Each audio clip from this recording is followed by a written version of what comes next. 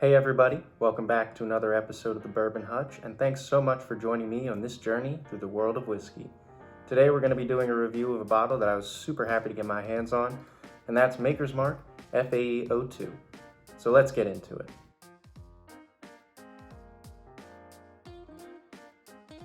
So as I open up the bottle here and give myself a little pour, we'll just talk a little bit about Maker's Mark and its wood finishing series. It's something they're doing that's in an attempt to be, in an attempt to be a little bit more scientific. Everything they do uses the same mash bill. And so as Maker's Mark goes and uses that mash bill, they try to do a lot of interesting things with the wood and the wood staves that they use to finish their products. So for this product, FAE-02, they put in 10, I believe it's virgin toasted French oak staves, so similar to the 46. And this one, they infrared heat the entire stave on both sides and then flame finish it, which is supposed to draw out both caramel and vanilla. With the FAE-01 from earlier in the year, they only heated one side of the stave and left the other side raw, which a lot of people said kind of drew out a lot of fruitiness and brightness. I actually haven't had the FAE-01, so I won't have anything to compare it to, but they claim that the FAE-02, because they burned both sides of the staves, offers a lot more darker, richer flavors. And for this one, they were really going for like a very thick and viscous mouthfeel. So let's see if they came through on that, and let's get into it. And by the way, the FAE, the reason it sounds a little bit like a robot is, again, because Maker's Mark is very scientific, but it stands for fatty acid esters. They don't filter this in any way, and so leaving in those fatty acids should create a much more viscous mouthfeel. Well, let's see.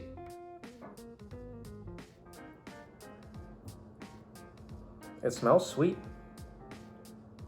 It smells a lot like Maker's 46, just sort of turned up. This is 109.1 proof, so definitely a lot higher proof than the, I think it's 94 of 46. Yeah, there's something dark in there too, like dark caramel, maybe a little bit of chocolate. Some darker fruits, like a plum or some dark cherry in there. Vanilla for sure. It smells really good. I wouldn't say it's jumping out of the glass at me, but it's got a strong presence. And again, this is a fresh bottle crack. Might need a little time to open up and air out, but let's give it a taste.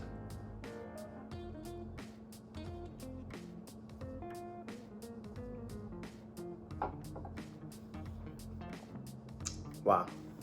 So, first thing I noticed, the mouthfeel is exceptional. Maker's Mark in general has a really good mouthfeel, but they definitely achieved something pretty great with that. It's sort of coating both sides of my cheeks, back of my tongue, front of my tongue. Flavors I got there, sort of like maple syrup, some chocolate, almost like French toast, which makes a lot of sense with the oaky, toasted nature that they're going for here. Yeah, and then as it goes down my palate into the back of my palate, I definitely get a fruitiness or a dark cherry flavor. Lots of caramel too. Really good, and it's still lingering, and I can feel some heat going down my chest. Yeah, really pleasant. Let's go back to the nose. Okay, so now I get more chocolate on the nose, coming back to it. Maybe a little bit of mustiness, but not much at all. A little graininess, but not off-putting.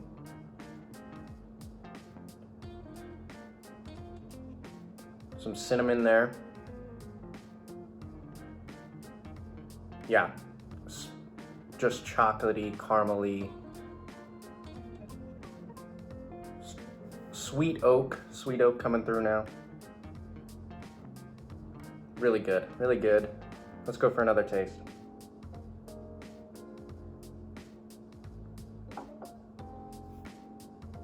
Yeah, so that one had a little bit more spice, a little more clove baking spice mix in there with the chocolate and caramel and vanilla. Less of the cherry fruit on that one, and I think the clove spice kind of hit me a little bit more. I would say medium, bordering on long finish. Good, very solid. Let's go for one more taste.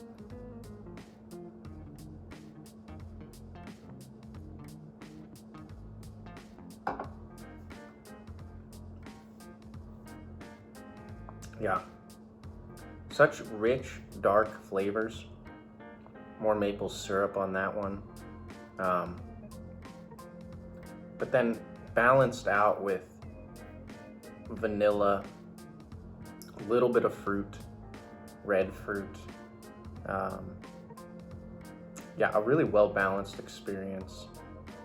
And for me, as somebody who loves a sweeter, richer bourbon, really right up my alley. Feels like I'm having French toast doused in maple syrup with some chocolate shavings and maybe some sort of dark cherry puree. It's very good, and it coats everything in my mouth. Yes, Maker's Mark FAE-02, definitely hitting on all cylinders for me. Some stats on the bottle. It is a limited release, so it's not necessarily hard to find. Maker's Mark is one of the better distilleries in terms of their limited releases are more widely available, but it will only be available for a limited time this fall 2021. Then they'll move on to the next in the series. I got this bottle for $60. That's the MSRP on the bottle. I've seen it in other places for 65, 66, but usually not marked up too heavily.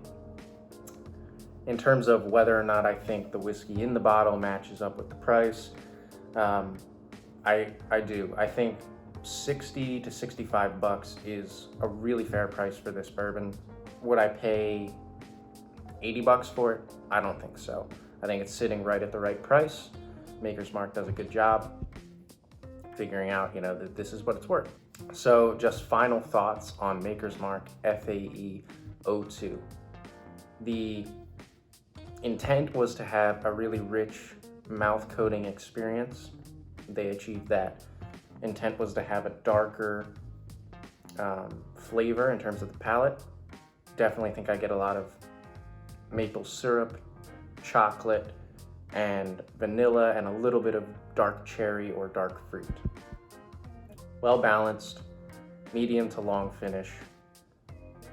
If you're looking for a great bottle around 60 bucks this season, something you can bring home for Thanksgiving, sip around a campfire, share with family and friends, I'd 100% recommend Maker's Mark FAE-02.